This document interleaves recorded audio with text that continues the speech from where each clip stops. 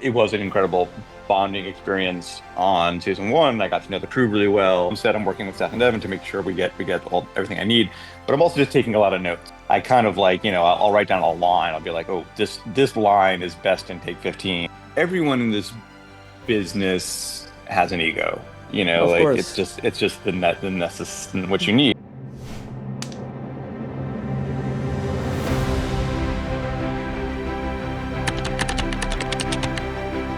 Welcome back, everyone. Yet another episode of Kingdom of Dreams podcast. I'm your host, Jawad Mir. Today, my guest is Eric Kissack. So, this is sort of a lost episode. We shot this episode last month and for the studio show for Apple TVs with Seth Rogen.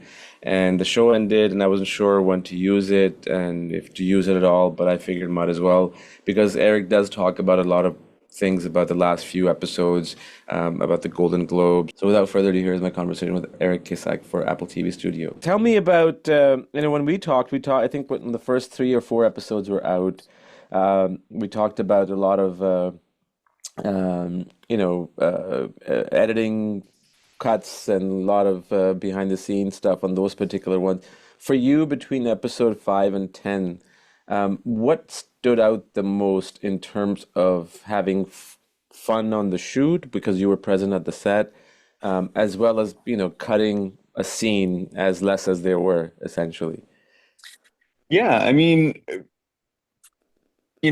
for the second half of the season, everyone understood more what we were doing, which is a big part of it. It was sort of like the actors got better and better at doing these long takes. The camera crew got better at moving the camera in interesting ways for these long periods, and also working with me to sort of like give me a little bit what I needed in terms of flexibility and that kind of thing. So everything was just kind of gelling, which meant I could not completely relaxed, but for more of it, I could just appreciate what was happening. For instance, in the Golden Globes episode 8, a lot of that was just sort of me just sitting back and just like marveling at what the production team was doing. I mean, we had 500 extras on set, all dressed in like, awards gala fashion. The giant techno crane moves through the Beverly Hilton ballroom, which is, where they actually hold the Golden Globes. um, I I had my editing suite for that episode backstage at the Golden Globes. So I would just be like sitting backstage, kind of like, clicking pieces together, making sure everything was working. And like, Seth Rogen would like come in and like, get touched up with makeup. And it was very like surreal and fun to sort of be backstage at the Golden Globes while we were shooting an episode about the Golden Globes. Um, so yeah, that was super fun. Vegas was just insane. We were living and shooting in Vegas for 2 weeks. We all stayed at the Venetian Hotel. We shot at the Venetian Hotel. That's what we Uh, thought. That's what we thought. yeah. It we had limited ability to kind of close off certain areas, so we could like close off like a 40 by 40 foot section of the casino floor, but then everything outside of that was completely uncontrolled. So, if you're looking, you can kind of see people like staring at us as during the shots. But for the most part, you can't really tell. But yeah, it was manic and crazy. We were shooting at all hours of the night. It's 116 degrees outside, so like all the scenes outside were very, very hot. Um, but yeah, it was a wild and fun ride. Um, Go ahead. Yeah, no, I was just gonna say in the Vegas scene, especially inside the suite or the multiple suites. I mean, you're talking very limited space, right? Like you have Hmm. these tight hallways, room to room, and there's so many extras there. Maneuvering, I know, like, you're more on the editing side, but still Hmm. being there physically, maneuvering through all that and in those long takes. What from as an editor, what did you see that kind of, was a jaw dropping that how they're able to, even though you have done all these episodes leading up to the 10, but still something that stood out in that production, and I'll get to the editing in a second, that Hmm. you saw as an editor and just kind of blew you away? I mean, by Vegas, the actors and the crew had gotten so good at shooting. When we were early for the first 5 episodes, if we did like a 5 minute take, everyone would be like, wow, 5 minute take, that's pretty good. Those Vegas episodes, we were doing like 11, 12 minute takes. And we're still kind of like combining them using different pieces. Yeah. But that was just the most impressive thing. Like just we like I think the last episode we shot in 3 days, which is absolutely insane. The Vegas Um, one? the biggest is a two-parter, but the Oh, second right, right. part, The second part, yeah. the presentation, shot that in 3 days, which I literally thought was going to be impossible.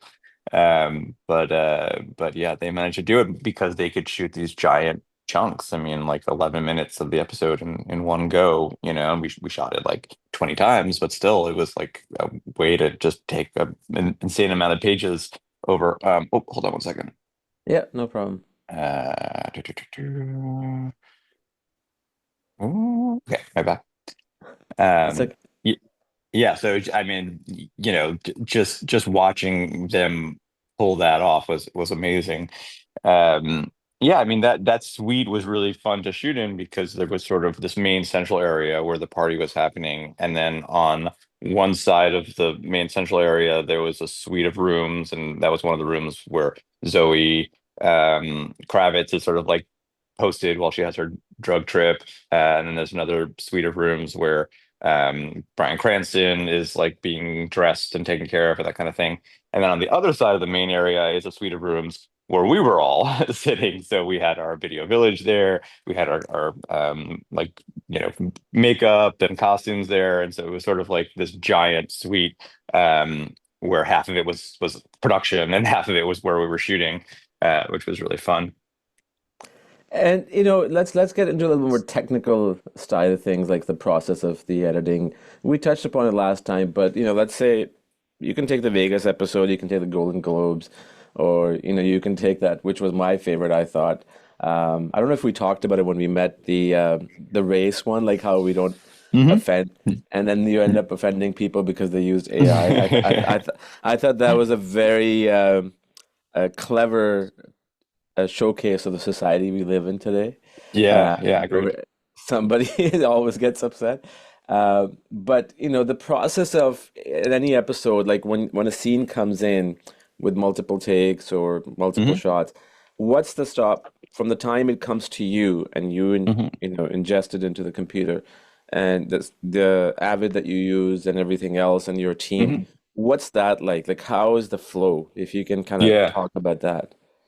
Well, I mean, so it starts on set, and I'll just kind of briefly talk about on set. So, on set, I'm working with Seth and Devin to make sure we get all everything I need, but I'm also just taking a lot of notes. And so, I write down everything that I like that happens, and I kind of like, I'll write down a line. I'll be like, oh, this line is best in take 15, or this line, is best in take 18, and this whole section of take 16 is amazing. So I kind of have a map in my notes of how I want to assemble the scene. And actually, there's a funny example in the Vegas episode. There's in episode 10, there's this part where they're sort of like getting Cranston ready for the presentation, and they get him. They basically give him a little cocaine to sort of like wake him up, and he kind of like stumbles to the door. And the camera pans around to find Zoe Kravitz, and she's like dressed and ready, and everyone's like excited for a second. And then Zoe Kravitz has like a meltdown, and we pan back to Cranston, and Cranston just like falls to the ground. He just like falls to his knees and then like face plants. And that was take one. And we were like, oh my God, that was so funny. There was a lot of things wrong with it, but let's just do it again. And Cranston kind of like, took Seth and Evan aside, and he was like, I don't think I can do that fall again. I mean, it was like a real fall, Yeah, he's old too, right? He's in his He's only, late yeah, 60s. Yeah. exactly. So we were like, oh yeah, no problem, no problem, no problem. So after that, he never did the fall again, but I knew I had it in take one. So in my notes, I'm like, use the fall from take one and then combine, so it's like take one of the fall, take 16 of Zoe's performance, take 12 of the rest of the, guys reacting. Anyway, so I have this sort of like chart. Footage comes in, my assistant organizes it, And we use the script tool in the Avid, which is basically a way you can link the actual words in a script, the actual text, to the footage. So I can click on any line and I can see, all 20 takes lined up, and I can go, okay, there's the fall, there's the script, it says, Cranston Falls. I have that line, and I can click on take one because I knew that's the only one where he did the fall really well. Uh, Slot it into place, combine it with all the other pieces. So clicking the scene together, I mean, in a normal edit, like, a 5-minute scene could take me half a day to edit, maybe more, depending on how complicated the scene. Yeah, In the studio, because I'm just clicking these pieces together, it takes me like 10 minutes, you of know. course. Yeah. Um, and so that process of clicking, sorry, my dogs, hold on one second. That's okay. No worries. Charlie, shh, I can't he Charlie. I can't hear You get anything. you can't hear? Okay, good. Okay, Yeah, okay, yeah. good. My noise canceling is working well, I guess. Um, so so that process of clicking together takes just a short amount of time, but then there's a lot of finessing, basically making sure that the timing of all those pans has to work, has to basically match. Sometimes we're speeding up things, so slowing things down. There's a lot of audio work where I'm doing, where I'm layering in other voices and that kind of thing to make it sound like cacophonous and crazy. Music is a big part of it. We eventually brought in a music editor, Lorena, who's amazing, and kind of made brought everything to the next level. But in the beginning, it was sort of just me, just kind of like trying to cobble together little pieces of music. And then eventually, when Antonio, our composer, came on board, he would send us these like drum loops that I could use and sort of, um, get it closer to the final approximation of what the music would sound like. But that whole process, And I mean, go ahead. no, please finish it up. Finish it Well, I up. was gonna say that whole process of like editing a day's worth of footage and sort of like creating a very rough version, a very rough template, probably would take like 2 hours for a day's worth of footage. So if like those 2 hours, I'd have something like watchable where it had like music and sound effects, and you could like watch everything we've done, which is really fun for the crew, because sometimes we would like when we had like a really hard day, one of the nights we shot the Noir episode, we were up all night in the Hollywood Hills, and shooting stunt people rolling down the hill, and shooting the car hitting the stunt person, all this crazy stuff. It was really hard. And because it took me like 2 hours to click it all together, the next day we like brought a TV to set and hooked it up to a laptop and showed everyone the scene that they had stayed up all night shooting. Nice. And it was just really, I mean, I don't think I'd never experienced that before. No one else on set had experienced that before, of just like instant gratification of like, yeah, what we're doing is really hard, but look what we did. And people like laughed and loved it. And it was like a huge hit. It was a really, really satisfying moment. So the way we shot it had some nice perks. That's so cool, man. And you know, kind of leading up to that, what you just talked about, I have two follow-ups on that. One is that, so you have your team, your assistant, the music editor. Are you guys, from a technical Avid standpoint, are you guys working on like a team kind of a project where everybody has access to the footage and they're real time? I know DaVinci and Adobe you can do that. I know, I'm sure Avid you can do that too. But I just Yes. want to make sure that, is that the process that you guys were doing? Yeah. So Avid has this thing called the Unity, which basically, everyone can log onto the same footage and be working and prepping and editing together. Our team kind of like started off small, but grew a little bit as we went on. By the end, it was me and three assistants, a music editor, and a VFX editor. That was the whole team, and we were all just working on the same footage and the same project the whole time. Just everyone chipping in and doing what they needed to do. Sweet. And the next part is like, so, one of the things that you talked about that normally to edit a scene would take you half a day or a full day, Hmm. depending on the coverage, maybe even longer. Obviously, it's a rough Hmm. cut. And this, it was like, 10 minutes or 2 hours. Hmm. What, and I know this, so maybe that, when you're young, like when you're in your 20s, the idea of cutting stuff. Like if you're an editor and if you really love doing that, you want to cut, right? Because there's that thing that I'm being involved in it, and Yes. I wonder if you had gotten this opportunity in your early 20s where you're just putting together a few clips for the lack of argument. Would it have been that gratifying to you, do you think? It's definitely different. Yeah, no, I mean, I thought about that a lot. Yeah, I think everyone in this business has an ego. Of Like course. it's just the necess what you need in order to survive and get your voice out there. Yep. Um, and I think as I gotten older, I've become more secure, and so I need less ego gratification. Um, but at the same time, I mean, it never goes away. No, Like no, no, part of no. part of this whole process of like talking to you and that kind of thing, is like it's like a way of me telling the world what I did, which is not at all obvious and I think is important, but like if like the average layperson that just has no idea what an editor does on this show, um, but it's funny when Seth first called me up and said, um, told me how he wanted to make the show, these long cuts and these long takes rather, and very, very little cutting. The first thing I said to him was, "So you're telling me I'm not going to get nominated for an Emmy?" Well, at least you're um, honest about it. That's pretty cool. and he laughed, and I mean, I think that look, I mean, I think that a young version of me would have been excited regardless because it's an incredible show to be a part of. But yes, I think that there is, like we were just talking about Mission Impossible, Yeah, and Eddie Hamilton, who's an amazing editor. Um, like you are very aware of his work when you're watching that movie because it's so exciting, it's so dynamic, and there's just so many cuts, And so I think that like, on a certain level there is a definite association between like number of cuts and like the skill of the editor. But and this experience has, definitely helped me realize that that's not the only what it metric is. Yeah. to to judge Yeah. what an editor is doing. Yeah. No, I completely agree. And to add to that, part of the ego, I think the way we are built as human beings, not just in our business, maybe more so, but in general, people are attracted to other people that show a little bit of ego.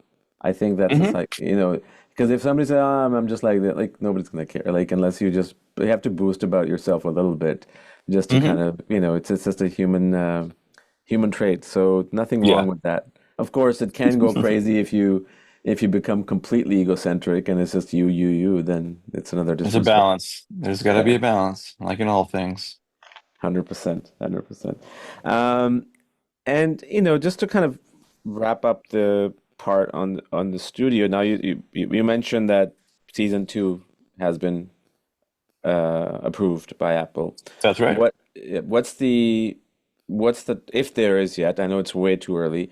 Is it next year launch date, the year after? Is there any kind of conversation that you're able to share about, like in terms of pre-production? All that I'm really able to share is that the goal is to air season two next year. Okay, so right off the bat, awesome. That's exciting. Mm, we'll see. Wonderful. Wonderful. And uh, I don't know if did we talk about this on the last podcast? I don't think so. I know we talked about it when we met. The next project that you're working on.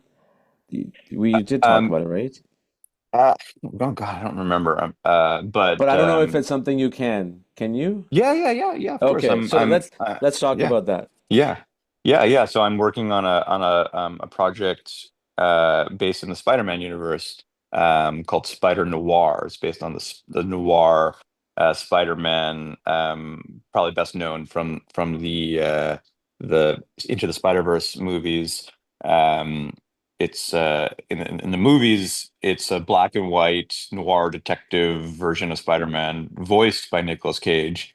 And so in this project, it's an 8 episode TV show starring Nicolas Cage.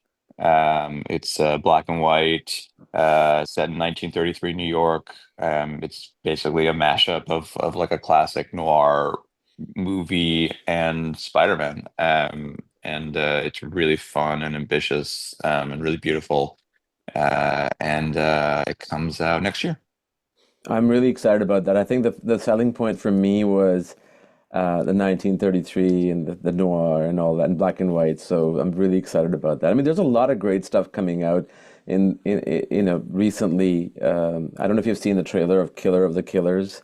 It's like No. the Predator series. It's a Oh, was it yeah, the yeah, yeah. animated thing? Yeah. Okay, okay, Yeah, cool. Yeah, that looks really yes. cool. Yeah, that does. And there's another one coming later this fall. I forget what it was. Was it a prequel to Predator, or I The can't remember. Badlands one, you The mean? Badlands one. Yes, Yeah, yes, yeah, yeah, yeah. That. that So there's looks some very cool cool. stuff come. Yeah, there's some cool stuff coming. Eric, what is it that one thing that you want to do that you haven't done yet in this business? Good question. I mean, I love science fiction. I've loved it since I was a kid. Since like reading the Foundation, Isaac Asimov's Foundation series, when I was a kid. Started devouring a lot of sci-fi. I love sci-fi movies. I've never worked on a sci-fi project, so that would be super fun. I think it's a really fun genre. You know, both in the terms of like a beautiful, often they're very beautiful renditions of the world, future technology, all that stuff, but also just a way to say something about our current society. It's always a fun, the good ones at least. So I'd love to do a sci-fi film. Hold on, I'm just gonna let my dog out 1 second. Sure. Okay, dog is out. Dog is a terror. What's his Yeah, so name? Charlie. Charlie. Okay. Yeah, so I'd love to do a sci-fi project, film or TV show. And does that I know in our business a lot of this stuff that work that we get is through a referral or somebody Mhm. mentions you, somebody else you work with. But is there an actual sort of initiative from you trying to find something, or you're just waiting for it to land on your lap? Yeah, I mean, basically, like genre hopping is one of the more challenging things to do in this business. There's two ways to do it. Essentially, you can work on something very small, like if I'm known mostly as a comedy editor. So if I wanted to do a science fiction project, I could tell my reps, tell everyone I know, like, hey, if you hear about a tiny little low budget sci-fi film that sounds cool, sign me up. And so, that would, and hopefully, and if it turns out to be good, then that's a way to kind of get into that genre. And then the other way is just to work with someone, I mean, Seth Rogen has a lot of different interests. He, at some point, I know he wants to do thrillers. I know, I don't know, we've never talked about sci-fi, but if he wants to do a sci-fi, that would be a great way for me to jump in. So yeah, so it's either like kind of starting, working on something small, uh, that you could kind of hop on and then hopefully build up from there, or working with the director that you've worked with before who wants to hop on those themselves. Um, Galaxy Quest would have been a nice combo for you. Yeah, yeah. I mean, the thing is, I mean, I love Galaxy Quest. Galaxy Quest Yeah, is amazing. amazing. I feel like, um, there like these days, a lot of genres use comedy. I mean, like Marvel films have a ton of comedy in them. A lot of action movies use comedy, and so there is opportunities to sort of like I guess that's a third way to do it. Is that like sometimes they'll have a they'll have a big movie and they'll bring on one action editor and one comedy editor. Mm, Um, and then that's a way to sort of like get your name on something that is a little bit outside of your comfort zone. sure. Um, so that's another option. Nice. Um, Lastly, man, I mean, when did the pre-production for the studio start? A year ago or 2 years ago? It's a hard question to answer because originally it was going to shoot before the strikes. Um, uh, the strikes in Okay, okay. 2022. So it's been a while. So yeah, it was like start and stop a little bit, but I think pre-production started probably in earnest, I want to say in like January 2023 is probably when Okay. pre-production started. So Uh, almost a year and a half yeah, until there it is. shooting started in March 2023. Shooting wrapped in the end of June 2023. And then we actually delivered all the episodes October 2023. Oh, I'm sorry. I'm getting all the years You're wrong. talking about Let me 24. Yeah. let me see. Yeah. Yeah. 2024. So between, we everything that we do every single day, whether it's work or personal, we're always learning something, right? Mhm. But especially to be on a project and to be on a project for that long, a year, including pre-production and up until launch date.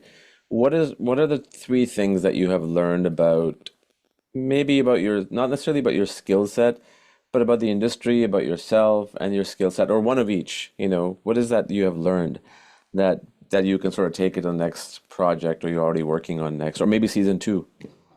Yeah, yeah. That's a great question. I mean, something I've learned is that people are just, I mean, I've kind of known this, but it's good to always relearn it, is that people are just always hunting for something that feels new and fresh, and the studio, I think because of the way we shot it, just felt different and people got excited about that. Um, we all, Hollywood tends to, sort of famously work on formulas, and the formulas are there for a reason because it is a business, you need to make money, but it's important to realize that, you also need new ideas and freshness and creativity. Um, so that'd be one lesson. I mean, another lesson for me is just, like for a long time, I've been pursuing directing, and I have directed, and I've enjoyed it, but I've never been on set for so long, for 60 days, and sort of, seeing that process, uh, from beginning to end. And, it sort of made me realize that it's probably not the life for me. I mean, it's like editing is a very we're very lucky in many ways, as editors. We get to work in this fun business, but we have a more regular lifestyle where, it's not quite 9 to 5, but we show up in an office, um and we're not shooting in the Hollywood Hills at 3 in the morning. Um and so, from a pure lifestyle perspective, and from just an ability to kind of like think and be, you know, deeply thoughtful, editing is I think where I belong, and I'm not gonna like put my nose up at any directing offers, but I'm much happier now as an editor than I was before I began this process, because I've just realized how good we have it. Um, and what's the third thing I've learned? Um, I mean, I think like, you know, I think like something that I was thinking when I first started the project, I was my biggest fear was we would that this would be boring. You know, this Mm, project would be boring because, as an editor, oftentimes when you watch a rough cut and assembly, you know, it's not very exciting. You're like, oh god, this is like slow and not that interesting. And so you start like tightening and taking out air and taking out jokes that aren't working. And then it gets more fun and more watchable. So on set, knowing that I've had very limited ability to do that once I got to the editing room, I was sort of obsessed with like faster, faster, more, go, go, go, and to a certain extent that worked well. The show has this great energy. But there are moments when I realize that, oh, it's actually important to take a breath. It's actually important, and as an editor, you know that you always always, is yeah, always, yeah. you get to a point where you're like, oh, I've tightened it too much. I got to put some air back in, or I've got to like, slow things down here. But seeing it on set, seeing the moments where we could uh allow it to breathe a little bit, just helped dial all that in. It just sort of helped dial in, you know, um, I got to see the process because I don't know, seeing it live somehow made me see the whole thing a lot more clearly, and see where the peaks and the valleys could be and should be. Um, so I think it's just helped me see, like holistically, like the rhythms of an episode or a even like a filmed experience better. Yeah, no, it's interesting you talk about the breathing room because even sometimes I remember during COVID, I was editing my doc, and just before I passed it on to the next editor, I did a lot of like because of the speed, like go go go, just to keep the audience engaged. I got rid of a lot of ums and ahs, Mhm. and after like a week, I watched. I'm like, okay, this is like it's just amazing how those little ums and ahs create the audience to absorb the information. And as an Hmm. editor, we're always looking at it. Oh, let's chop it here, let's Yeah. chop it, reduce time, or the pacing and all that. But it's good that you mentioned that. Now, you talked about being on the set so many times, and you said you don't want to direct. But what if Seth Rogen asks you to direct an episode next season? Oh yeah, I would do it. Oh, sorry, broke my Yeah. ear thing. Um, yeah, no, I mean, sorry. That's Um, okay. I yeah, no, I mean this show is different. Um, Partially just because, like it was an incredible bonding experience on season one. I got to know the crew really well. I got to really love working with them. So I feel very comfortable with them, and I feel comfortable with the cast, and it's different. And because I'm on set anyway, like it's sort of like, yeah, why not? It would sort of be a no-brainer. I Um, I was gonna say that it's no brainer, so I hope you do get to direct at least one, if not yeah. maybe two. Yeah, no, I think the goal is definitely them to direct all of them again. But if for whatever reason that doesn't happen, if they want to break, I'll put my hand up. Good stuff, man. Yeah, never say never. Exactly. Awesome, man. Well, thank you so much, buddy. Anything else you want to add? I mean, it's been a pleasure again talking to you. I can't wait to talk to you about Spider-Man when it comes out, and of course, season Yeah. two. Yeah, no, I mean, I feel like I said it all, but yeah, I'm excited. I'm excited to make more and talk about more when they come out. Wonderful, man. Pleasure having you as always. Yeah. Thank you, Thanks so sir. much. Take care. Bye bye. Bye bye.